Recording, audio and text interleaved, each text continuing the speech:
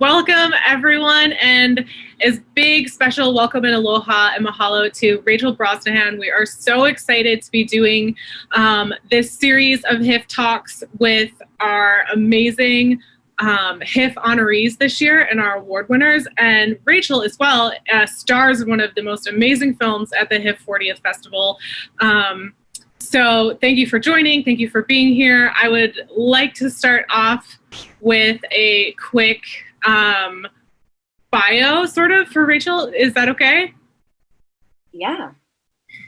Okay, so just so everyone is familiar, Rachel Brosnahan is an award-winning actress and producer. She has won an Emmy with 4 nominations, 2 Golden Globes, 2 Critics' Choice Awards, and 3 SAG Awards.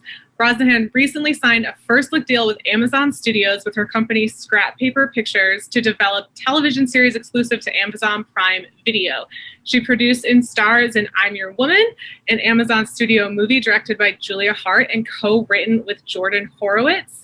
Up next, she will be seen in the historical drama The Courier alongside Benedict Cumberbatch, which will be released in the U.S. on early 2021 by Roadside Attractions and by Lionsgate UK. She is also attached to star and produce The Switch with Amblin Pictures. Other film credits include Patriots Day, The Finest Hours, Louder Than Bombs, and Beautiful Creatures. Brosnahan currently stars as Miriam Midge Maisel on the Amazon series The Marvelous Mrs Maisel. Since the series premiered in 2017, the show has earned an Emmy, Golden Globe, and 2 Critics' Choice Awards. She had a breakout turn as Rachel Posner in Netflix's groundbreaking series House of Cards, which earned her first Emmy nomination as well as SAG nomination for Best Ensemble. In addition, she has starred in 2 seasons of the critically acclaimed WGN series Manhattan and is an executive producer of a series adaptation of Corey Campercholi's film Femme. On stage, Brosnahan starred as Desdemona in Sam Gould's off-Broadway production of Othello opposite Daniel Craig. She made her Broadway debut in 2013 in The Big Knife opposite Bobby Cannavale. Rachel is a graduate of NYU's Tisch School of the Arts, where she studied at the Lee Strasberg Theater and Film Institute. She currently serves on the board of Covenant House, which oversees programs for homeless youth, and has been an ambassador for Global Citizen for the past 6 years. That is an incredible bio and resume. We are so honored to have you join HIFF this year. Wow. Thank you so much. That was quite the introduction. Thank you very much.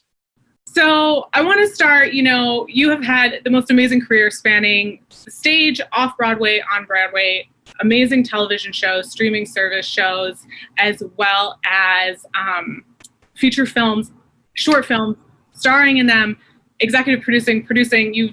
Your career has run the gamut, and we are so thrilled to be able to talk about it. But let's start at the beginning. You grew up in Highland Park, Illinois. I myself lived in Chicago for 10 years, so I have a personal love for that. When did you decide you wanted to be an actress? I think I always knew, but was never quite sure what that path looked like. I was a really avid reader and loved getting to use my imagination to time travel and jump worlds and especially to imagine what people were thinking kind of between the pages of a book. And at some point in elementary school plays and all the likes, caught the bug, and I guess I always knew, but it took some very inspiring mentors to help me figure out how to turn a hobby into a career. So talk about that. What inspired you? Were there people in your life? Were there films or performances that made you sort of hit that point where you decided this is what I want to do and what I'm able to do for the rest of my life? Definitely. It sounds like such a small thing, but you've spent so much time in Chicago. The theater in Chicago is incredible. And when I was in, probably junior high, my class went to see a production of Les Mis. And I had never seen a production of anything in a theater that big. I was probably 12 or 13. And I felt like I was glued to my chair. The music in that show is incredible, obviously, but I was so moved. And I think it really was that moment where I was like, I want to swap places with every person on this stage. If I could do that at any point in my life, I would be fulfilled. That's the pinnacle of success for me, to be in Les Miserables in Chicago.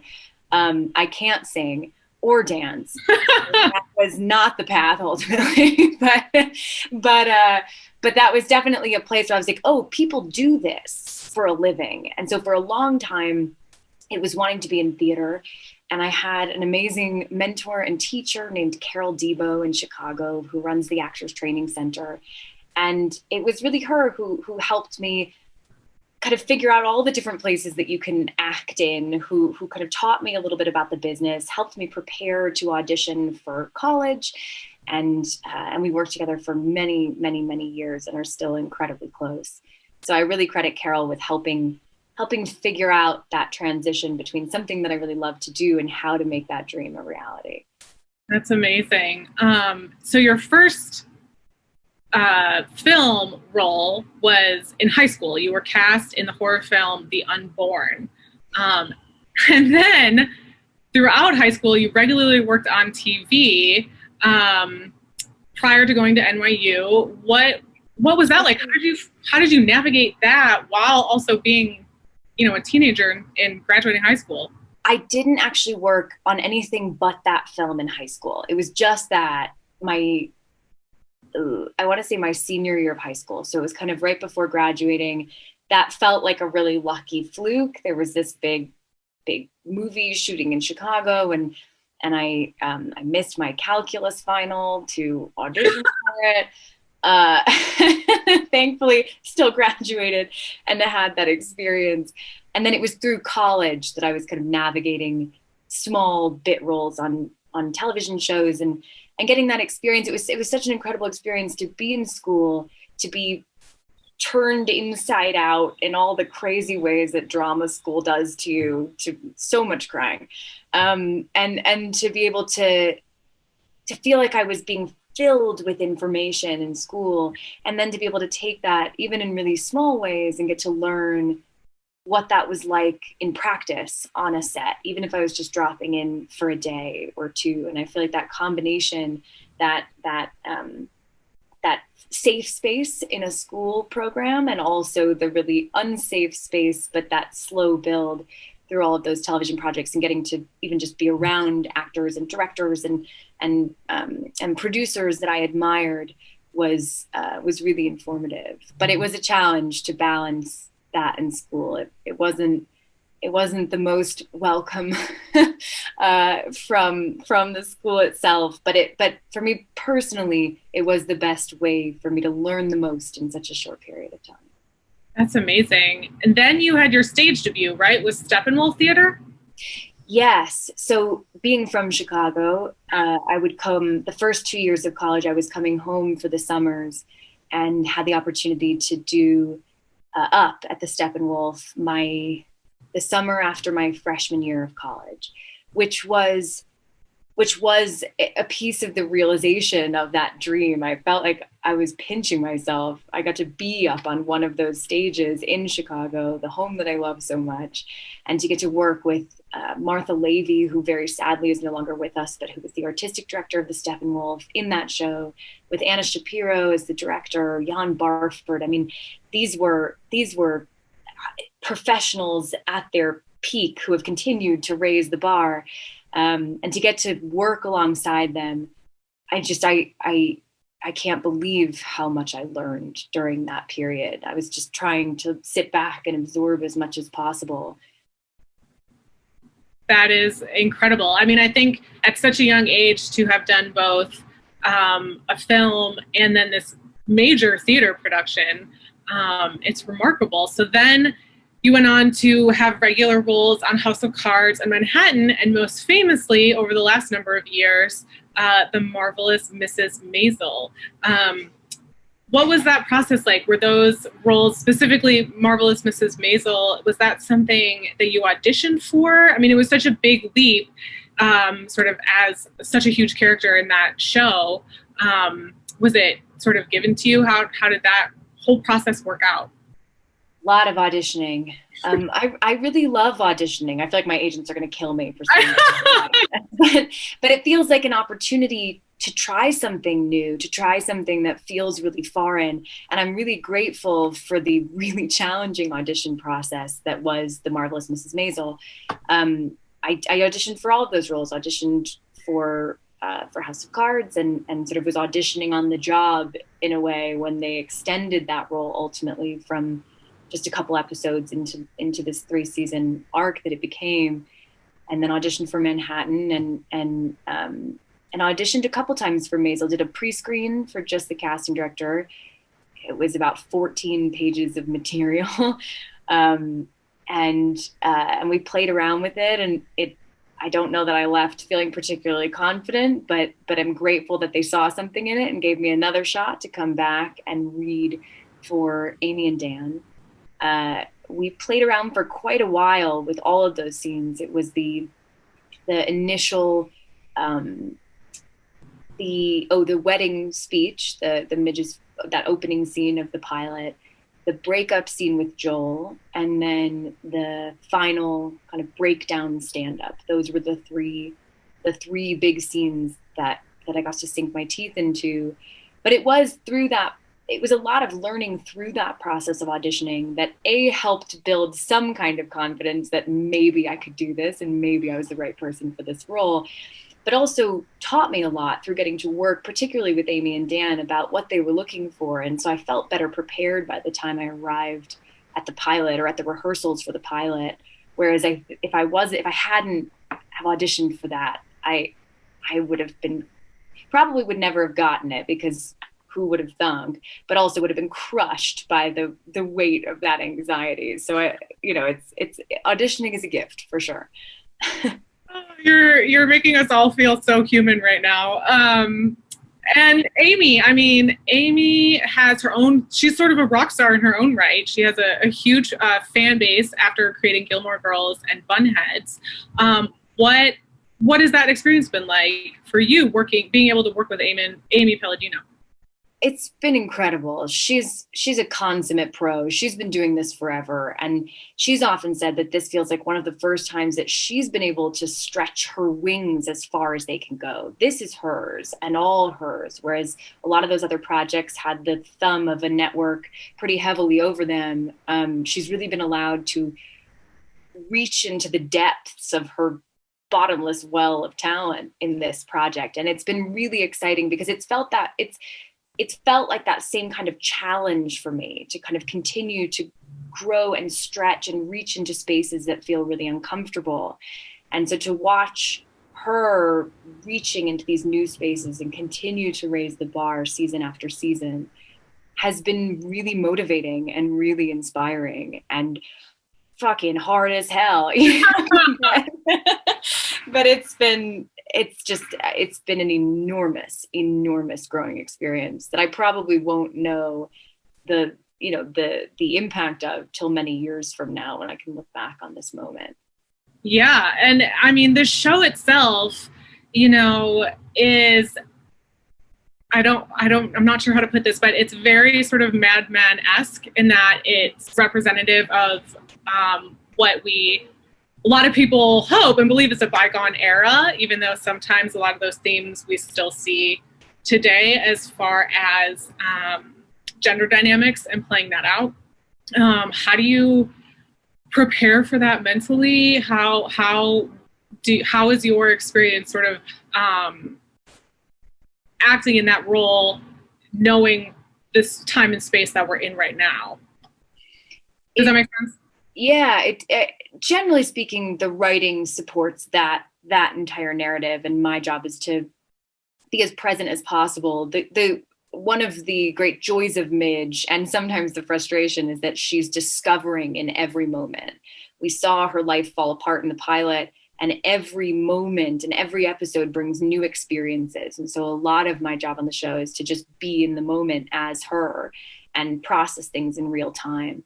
But the show took on a whole new meaning right around the time it came out. I mean, we shot in 2016 and aired in early 2017. So right when the Me Too this wave of the Me Too movement was swelling, and I think a story about a woman finding her voice in a new way took on a different meaning than even the one that was intended, which was already powerful in that moment. Yeah, I mean, absolutely. I think there's a lot of really interesting resonance. I think it would have been as powerful had that movement not occurred, but being able to view it alongside the conversation that's happening makes it almost doubly meaningful. It highlighted that piece of the conversation where it's like, look at how far we've come, but also look at how we're actually still having some of these same conversations. Yeah, the exact same conversations. Mm-hmm. But you have won an Emmy and 2 Golden Globes for your role as Midge. Congratulations. The show has an enormously dedicated fan base. I know I have to ask because I know we have a big fan base here in Hawaii as well. Any update on season 4 with the pandemic shutting down production? We are trying to go back in the new year. Okay. We're a pretty big show, and so we just want to make sure that we're able to deliver to our audiences what they expect from us, which is this wide scope and these big scenes and all the amazing camera work and costumes. We want to make sure that we're able to deliver and also to protect our Maisel family and do so as safely as possible. We have a big crew, and we've been together now for 3 years. So we're all looking out for each other, but feeling optimistic that we'll be able to go back again in January. That's great. That's exciting. Yeah. So, congratulations. We all hope everything starts to curve the other way in early 2021 so that, I mean, the industry everywhere has been hit really hard. Hawaii is no exception to that. But so you've had an illustrious career in film, TV, and stage.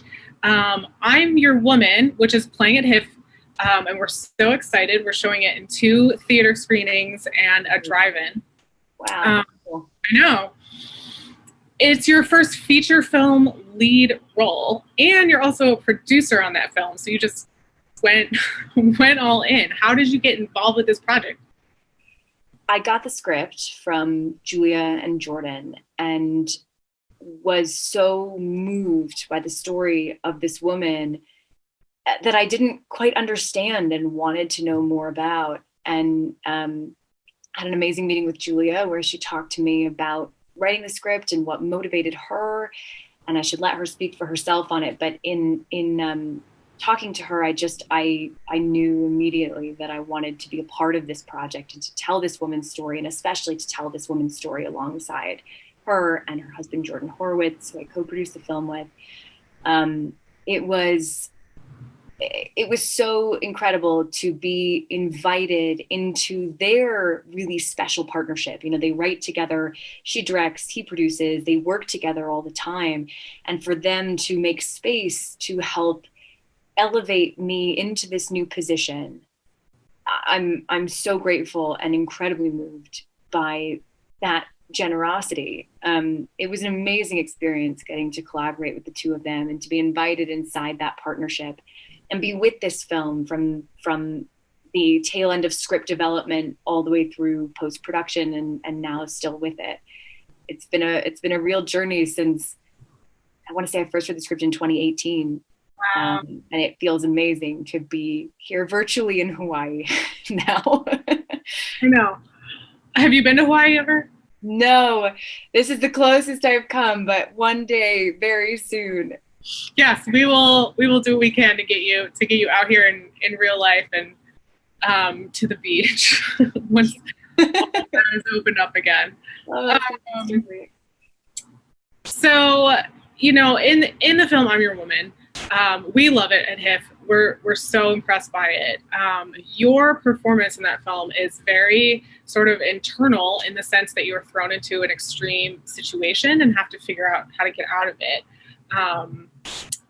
It's fun for an audience, but what was that collaboration like with your team that you were just talking about to craft that character?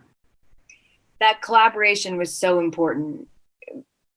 Julia and I we spent so many hours on FaceTime figuring out what was going on inside this woman's head, because she chooses her words very carefully.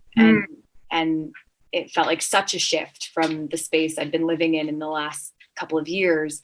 It was the collaborative process was everything. Those conversations with Julia that really unlocked things for me, and trying to understand and figure out who Jean was and what motivated her, and to track where she was in her processing of what was happening to her at every stage.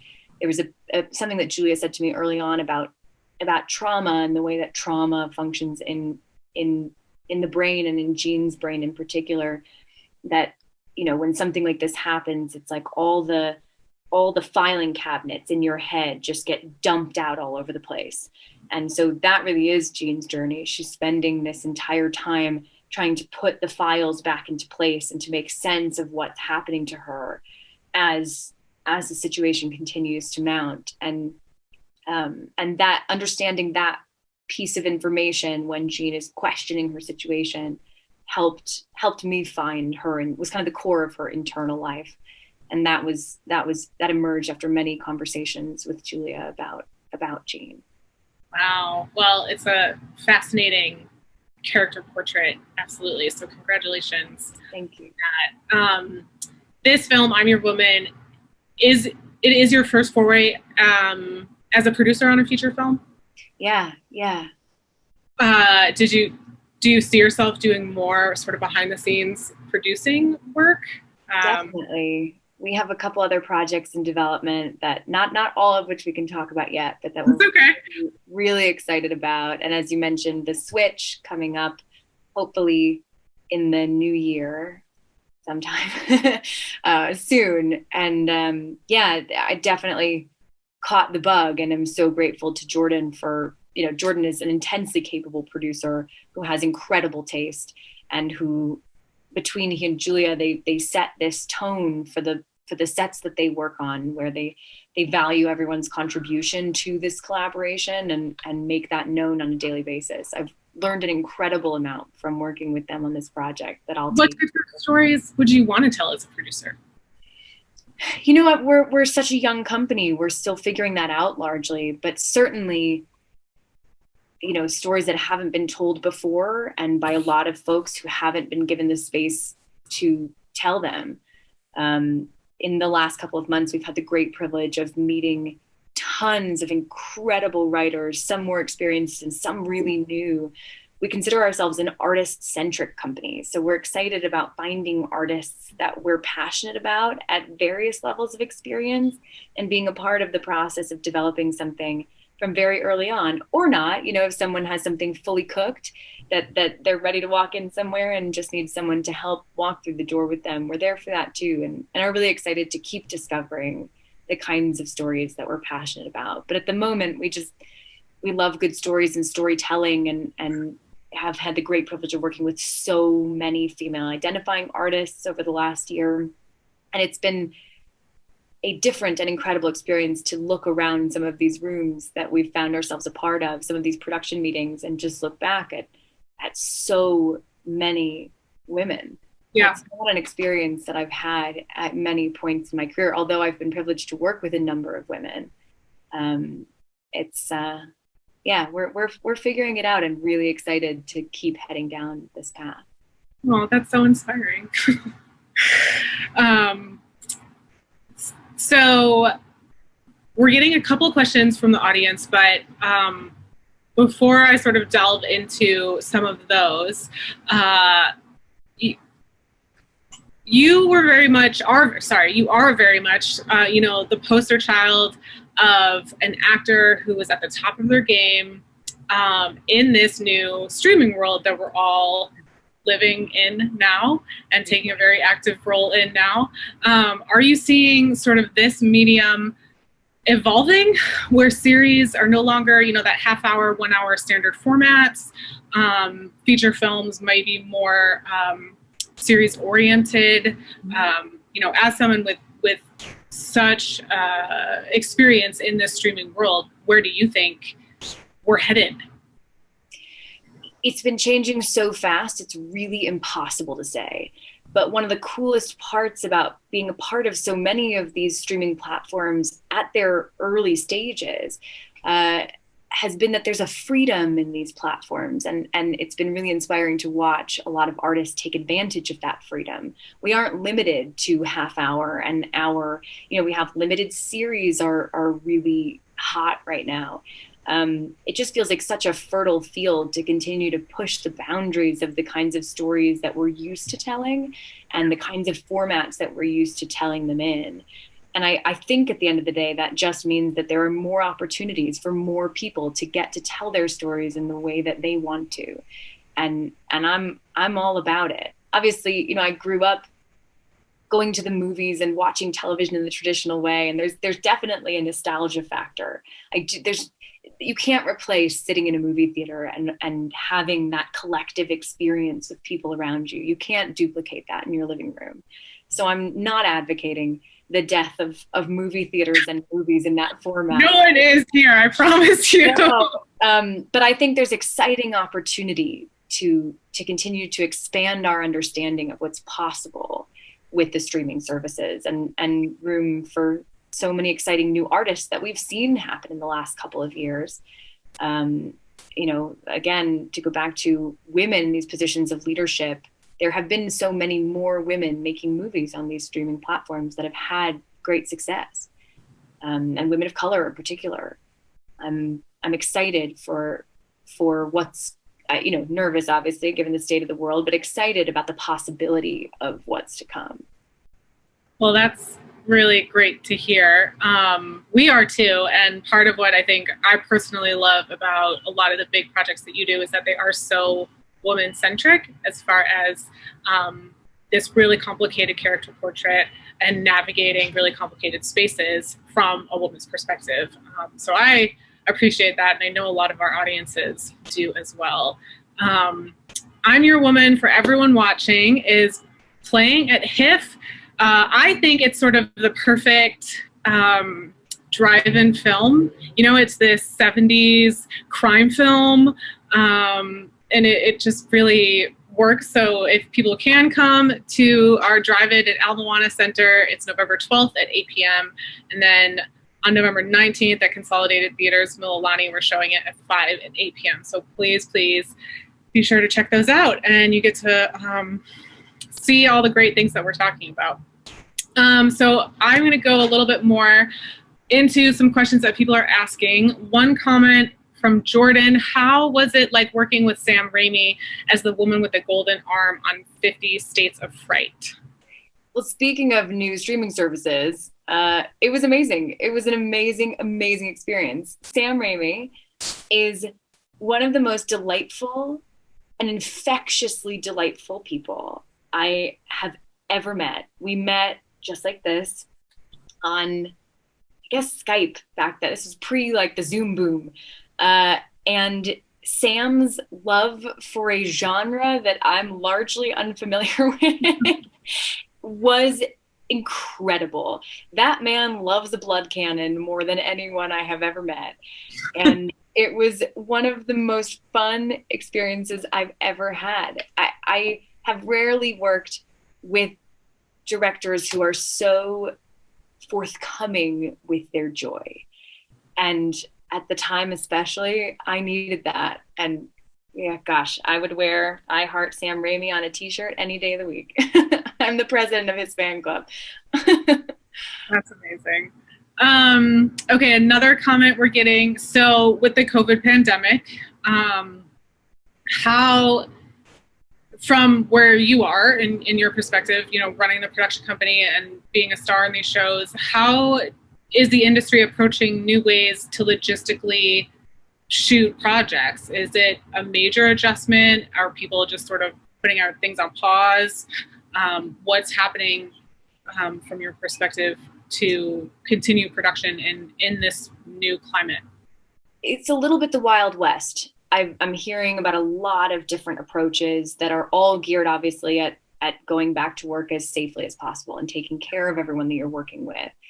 I had an incredibly unique experience that can't quite talk about yet, but recently on a production, it was my first production back during this time, physically on a set, where we used this VFX technology, these green screen pods, and were able to place everyone in the same room without anybody being in the same room. It was incredibly safe. It was wild and really, really challenging. But if it, I think it's coming together, and it's been really awesome to see how much technology is capable of in this moment. And I'm really curious how, we haven't gone back to the Marvelous Mrs Maisel, but that's up next for me. I'm really curious to see how we'll be able to translate some of those things into a much larger set. This was a fairly contained one.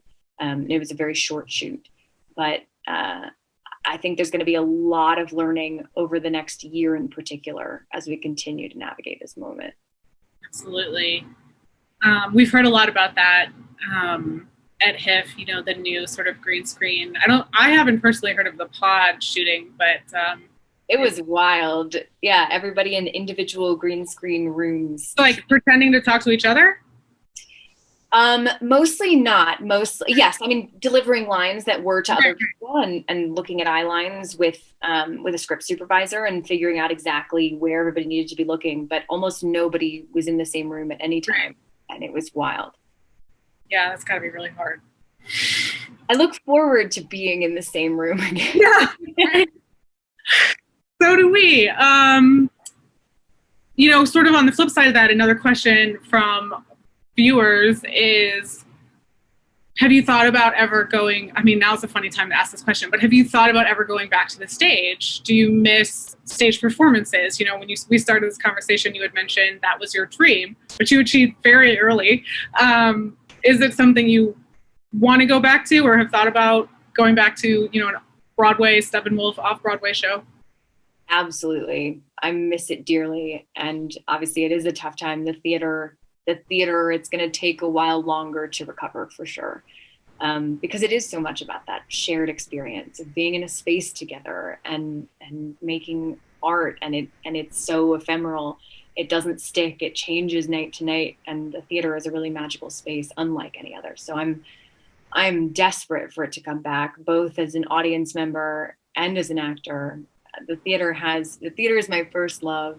And definitely, I'm looking for the next opportunity. It's a little challenging with the television schedule. Yeah, but I'm on the hunt for sure.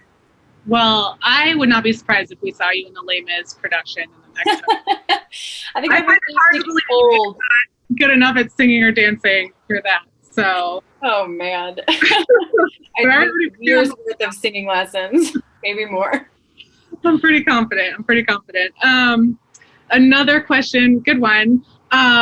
What type of research did you have to do for your role in I'm Your Woman, especially, what types of 70s crime dramas with female leads were you able to, or did you study?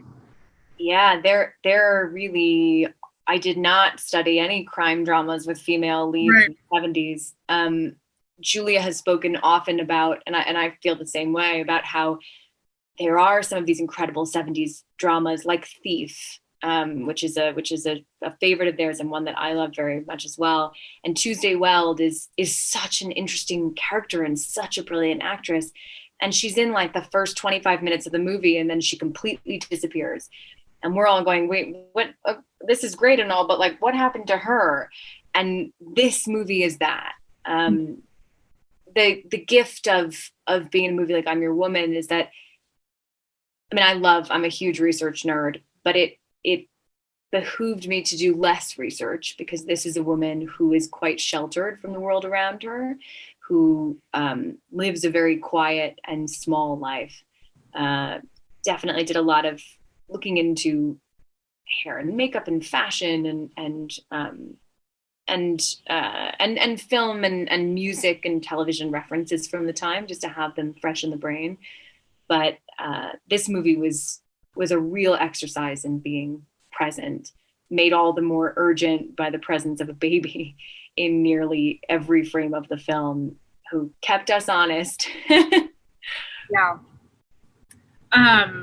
You've played these complex female characters over a span of time now, right? And granted, Midge is extremely different from Jean, and the stories are very different, and the way the story is told is very different. But have you sort of seen that type of complex female character evolve over your career? Definitely. The biggest evolution is that these women can be the centers of films in ways that they weren't before. One of the things I love about I'm Your Woman, and there are so few movies like it in this way, is that I'm Your Woman centers on a woman who is often left behind, who in those male-driven films is deemed less interesting by the creators of those movies because that they're not the people we follow. I love and relish stories about ordinary women who are dealing with extraordinary circumstances. We have libraries filled with movies that we celebrate about ordinary men. And we're invested in them because we get a look inside their head and what they think and feel from moment to moment. And it's so rare that we get movies like that about women. And it's one of the reasons why I love this film so much. Midge is an extraordinary woman, but is also a woman whose path to progress is less than linear. Those stories are interesting to me. That feels like the norm. Not every woman or not every person who finds their power in their lives comes out of the womb that way. Most people don't. There are a share of extraordinary people across time and the world who just emerge ready to shake things up and break the glass ceiling and change the world. But most people are thrust into those circumstances that give them an opportunity to become great or to sink or swim. And I'm looking forward to more stories like that about people that we don't traditionally see centered in those stories. Yeah, absolutely. I love that. We have some really sweet questions from the audience. One person asked, have you and your husband ever tried to get spoilers from each other about each other's shows, The Magicians and Marvelous Mrs Maisel? Yeah, we're the only people we can tell the spoilers to. Like, we're hiding it from everyone else. So I feel like at home at the dinner table, it's like, this is what's happening in the next episode and I can't believe it and you're the only person I can tell. Yeah, all the time. There's no secrets here. Do you ever see working together? We met working together. Yeah. We met on a very small film in 2013 called I'm Obsessed with You, but You've Got to Leave Me Alone. Which ultimately sparked from a title like that. Which was the best free dating service and a heck of a lot of fun. And then we actually worked together again on Manhattan. Oh, right. And yeah, I think it would be great to find something else to work on. Another question for our comment, who is the funniest person on the set of Marvelous Mrs Maisel? Alex Borstein, hands down. No one makes me laugh like Alex. She is a Grinch and a half, but like the Grinch, she has a squishy interior that she doesn't show everyone, but God, no one is faster or funnier than Alex. Wow. Well, that is all the questions that we have at this point. Well, first I want to tell everyone, because there's a lot of people watching right now, we are at 3 p.m. going into a Q&A with more of the cast and crew from I'm Your Woman. So be sure to tune into that also. They'll delve a lot more into the I'm Your Woman sort of questions and that type of thing. We really appreciate you taking the time today to have this talk with me, answer so many questions from viewers. It's been really special to be able to do this. I am so excited to see what comes next for you, both acting and producing and executive producing. So congratulations. We're thrilled to honor you at HIFF this year. And everyone go check out I'm Your Woman. and jump on that next Q&A in about 10 minutes. So thank you so much, Rachel. Aloha. Thank you. Thank you very, very much.